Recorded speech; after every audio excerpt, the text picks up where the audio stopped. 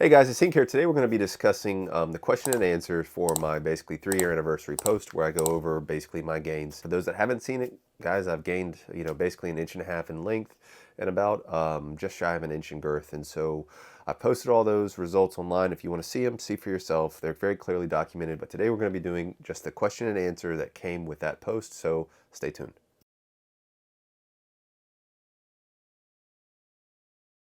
All right, guys, once again, I go by Hank, real medical doctor, passion for men's health. And so today we're going to be answering questions that came along from our subreddit on basically my 3-year transformation. And so let's get right into it. I have my editor put these questions on the screen here so you can see. Andrew the Man 82, in what time frame did you see the most gains? So for me, the time frame that I saw the most gains was probably my first year. Now, that was because of, number one, I think that newbie gains are a real phenomenon. I think that's just when you're most predisposed to growth. But really, in the first 18 months, I would say, is when I went the hardest in the paint as far as I was doing like 30 minutes of stretching in the morning, 30 minutes in the afternoon, at least pumping. So anywhere between 20 to 30 minutes of pumping during the day. So that's when I was the most intense. That's when I was the most dedicated. And so that's when I saw the most growth for sure. It did slow down, but I mean, it slowed down because like my regimen went off the rails. Basically, I had some major life events happen to me over these past 365 days. And so as a result, I've maybe been doing PE for 4 months. And of that, I've been doing like literally sometimes as little as 15 minutes a day. So I do think if I was more consistent, I would have gotten more gains. Endless, I appreciate it. Not really a question, but just appreciation for what I do. And I appreciate you, my friend. Thank you for the kind words. The next question is, so am I done now? Or is this more like a hobby for me? So no, I'm not done quite yet. My goal is basically what I feel like, most guys' goals is to basically get to 9 inches, okay? I would really like to be about, I know this sounds ridiculous, guys, and I'm greedy. Call me out in the comments. But I'd really like to get to like a solid 8.5-inch non-bone pressed and 9 inches bone pressed. Like that would be my goal.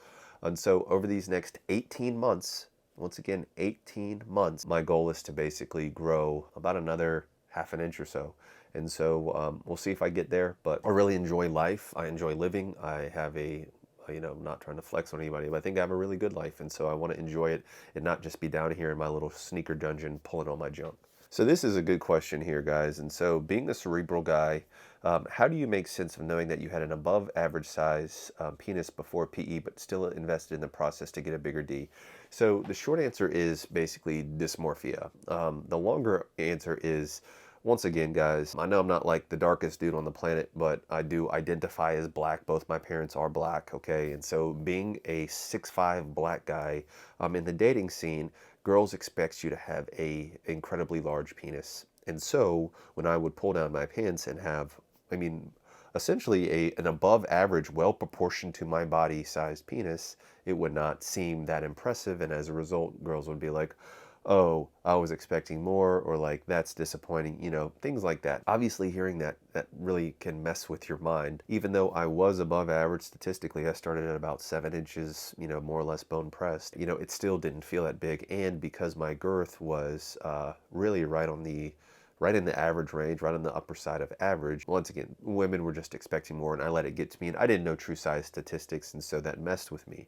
I always wanted to get to the point where I would feel comfortable knowing that I was basically unequivocally large, that no matter who saw it, compared to anybody, doesn't matter, it can be to the biggest porn star in the world, that I would still be unequivocally large. And I got to that point. And so stuff, I do feel for the guys that, are below average and just trying to get to average. Like, I feel for you guys. Like, I know it's not fair. It's, everybody's got their different lot in life, but, it is what it is. But that's how I make sense of it. Basically, my dysmorphia and just my goals of wanting, quite honestly, to be the best version of myself. I view this almost like physical fitness, or, you don't have to be shredded with a six-pack to attract women, but yet again, like, a lot of women prefer guys that do have a nice six-pack. And so it's kind of similar to me. Like, women don't need you to have a large penis, but if you do have a very large penis, like, oftentimes it can be appreciated. And so that was my goal.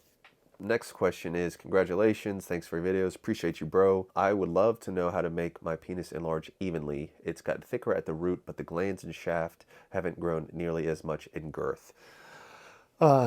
Yeah, so that's a very interesting question. I know for like BD, for example, I hope I'm not misquoting him, but he was doing like a lot of pumping and using a bath mate, but he was growing primarily at his base, where I have more like a baseball shaped D, where it's like wider at the top and then narrows it down and it's tapered at the base. And I have not, well, that's not entirely true because it has kind of evened out more. So it is more like straight all the way up. That's the short answer is, man, I'm not sure. I know that there are ways you can do like I've read you can do like clamping. So for example, if you were just trying to get your distal portion of your penis enlarged, you could do like a distal clamp where you could use like a manual clamp with your hand or even with like a ring or even like a cable clamp just so the pressure exerted on the more distal portion. And so let's see, because you were asking for the glands and shaft haven't grown as much. Yeah, so you could consider trying something like a clamping technique where you clamp like a quarter of a way up your shaft or something further up, so more the pressure is distributed further up, and so you're focused more on that. Maybe see if that helps, man. I don't have a great answer for that one though. Vast Story 82, I'm interested to hear more about your experience with manuals for length and if there's been any injuries from what you've learned. I've ordered an Apex, but I'm not sure I can be bothered with dealing with it consistently. Yeah, man. So I actually have had several injuries. I talk about them in my post. I basically had lymphangiosclerosis, which in my opinion is not a true injury. It's more like a cosmetic deficit just because there's really no loss of function, size, strength, anything like that. It's just your lymphatic channel gets clogged and it looks like you have like a spaghetti noodle there. I've dealt with that twice. And then I tried clamping. I had a hard flaccid and also got soft gland syndrome and had some pelvic floor dysfunction from clamping in my personal experience. So those don't really have to do with actually, no, I've never injured myself with manuals. I know that people do, but like quite frankly, it's just kind of hard for me to, like, I just don't understand how you do. I do understand that they basically just are overzealous and just grab it and yank too hard, but it's like, how many times do you have to hear apply gentle pressure and gradually increase your strength? So I've never injured myself from manuals. I stand by manuals. I think I have some of the best documented evidence of growth compared to anybody. I don't just make these like, you know, I won't say wild claims, but, you know, clearly when I say I've gained, you know, at least 1.2 inches of non-bone pressed length, like you can verify that with my actual photos and not just, you know, whatever it is, what it is. So I think manuals work. So Jim Mouse feels bad, man. Congrats on 3 years. Do you think people that use test anabolic SARMs or HGH credagogues recover quicker or make more gains throughout PE? So I'm kind of summarizing here. The short answer is no, I don't think so, because there are, you know, several guys in the community that are actually open about their PED use and have not really gotten that impressive gains or not really gotten, you know, exponential gains from it. And so I think if that were to be the case, there would just be more people like, I'm on MK677 and I wasn't growing, and then all of a sudden my growth took off, and there isn't. And so it does make sense from like recovery and from like injury prevention. Like I do believe that there would be more people that don't get into that, like have never had an injury or maybe recovered faster from an injury using it. But I don't think inherently, like for example, I think the limiting step is essentially the tunica and the tunica dilating and expanding. And I don't think that growth hormone directly plays a role in that tunica expansion. It's not like we need increased cell division or something like that, in my personal opinion. Personally, no, I don't think any of that stuff really makes a difference. I do plan on, I did a nice little breakdown, in my opinion, on the different growth hormones and like MK677 and like the GHRPs and the GHRHs. There's a lot of compelling evidence of like how it could be applied, but once again, not even anecdotally do I see much evidence of that, but yet to be determined. And so the last one from this is basically, is it possible to get permanent gains? I mean, yeah, of course, bro. That's that's why we're here. You know, I do have a video. If it's not out yet, it's going to be out. It's called like, you know, is it permanent? Because if you gain a quarter of an inch and then you stop, like there is a good chance you're going to lose the majority of that. But I do think like the more you gain, the more you're going to keep. But I don't think you're going to keep 100% if you completely don't do any kind of maintenance work, which in my opinion, even like a really hard erection with something like Viagra or Cialis would count as maintenance work. But so yes, it is permanent in my opinion. All right, guys, so that was into the first part of the Q&A for this. Now I'm going to go to the Q&A on my actual 3-year post. All right, guys, so we're on the actual post from my actual 3-year transformation picture post. So if you're interested, check that out. Let me just start by saying, guys, the amount of I was so overwhelmed with the amount of positivity and encouragement with people like, FutureMandingo here saying this is the best documented results ever. It's literally impossible with anybody to deny these. And so many people just saying these are the best gains. This is very clear evidence. This is so well documented. And so I'm not going to go through all those posts for time's sake, but I can't tell you how much I really appreciate those kind words. Like I've always said, kind words mean so much to me and they go so far with me. So I appreciate you guys' love and support with this post. That being said, let's get into some of the actual questions from the post. So one of them says, because I commented that my stretch FLACCID is approaching 9 inches. And the reason why I think stretch FLACCID is important is because I think stretch FLACCID gains is basically like a harbinger of things to come. Like when I first started, my stretch FLACCID was 7 and I was 7. And then within about, honestly, 6 weeks, my stretch FLACCID increased to 7.5, but yet my erect length hadn't caught up yet. And so in my personal opinion, because this is my personal video, I think that your stretched FLACCID length basically is what your actual size is going to be in approximately 4 to 6 months. Because I got to the point where I was stretch FLACCID 8.2 and then I hit 8.2 now. And now my stretch FLACCID is 8.75-ish. And I'm hoping that I can basically get to that 8.75 in the next 4 to 6 months. So we'll just have to see. So I do think it's a kind of marker of things to come. So gold member, appreciate you, dude. You've always been real solid, man. I always appreciate that. Very kind dude. So a couple of questions. How important do you think the 2.5 milligrams Cialis was as recovery compared to citrulline alone? Well, if my video on elastin isn't out yet, then I will be releasing it. But basically in that video, I found a paper and it actually showed that people with aortic aneurysms should not take something like Viagra because it makes them worse. Why does that matter? Well, basically, the process of actually dilating your tunica, which is literally the same process that occurs in aortic aneurysms, because there's a tunica intima media and externa of that tunica.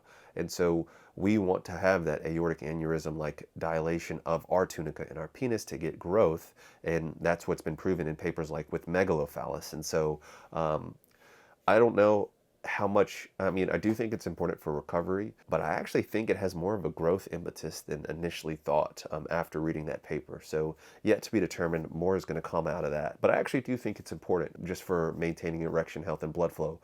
I don't think it's exponentially better than just citrulline alone, but I do think it is significantly better. So while Bathmate is not recommended, do you think similar results could have been achieved with air alone? I do. I absolutely do. I do think that would have led to similar gains. Are manuals and pumping complementary for girth? Yes. So in my opinion, kind of ironic that I'm kind of a science guy, but yet I don't think of any of this stuff similar to the way that BD and Perv think about this with the tunica strain and all that stuff.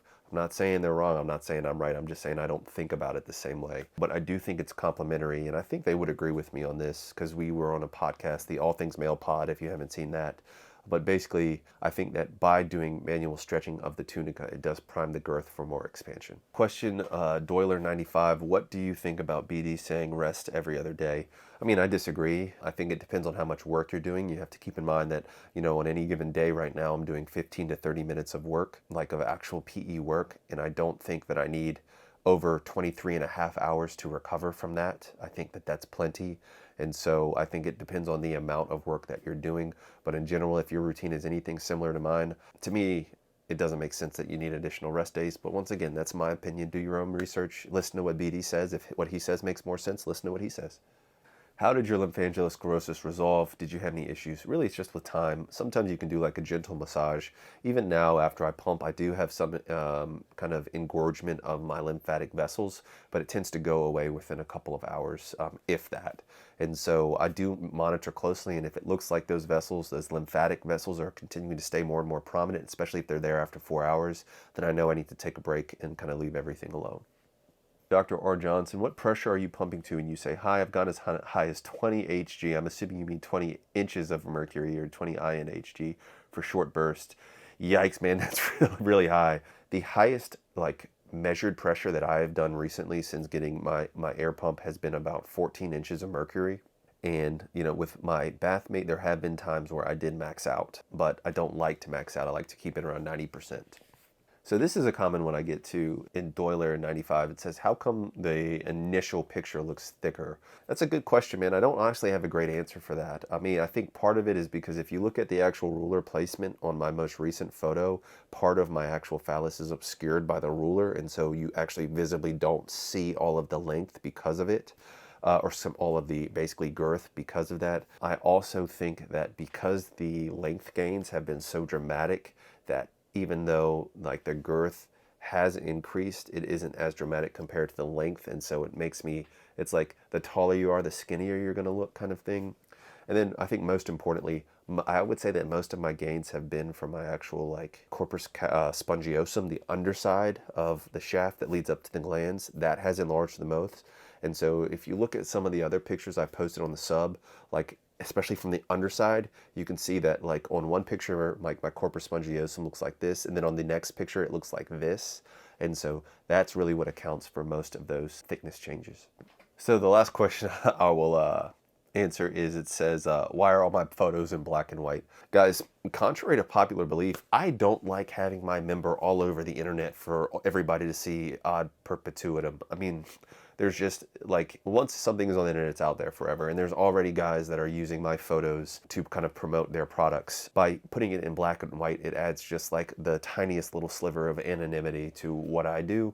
And that's what I prefer to do. I don't know, man, I don't want to see a bunch of dudes' D's. And so to me, seeing something in like black and white just takes some of that, like, I don't know, lack of a better word, like ick factor out for me. I don't know. I'm a straight dude. I like looking at chicks. I don't like looking at D's. I mean, I don't judge if you do, but I figured that at least some of the guys looking will think something similar. And I have had people tell me that they appreciate me putting this in black and white. And I think that'll do it, guys. Appreciate you watching. Appreciate the love. Until the next one. Peace.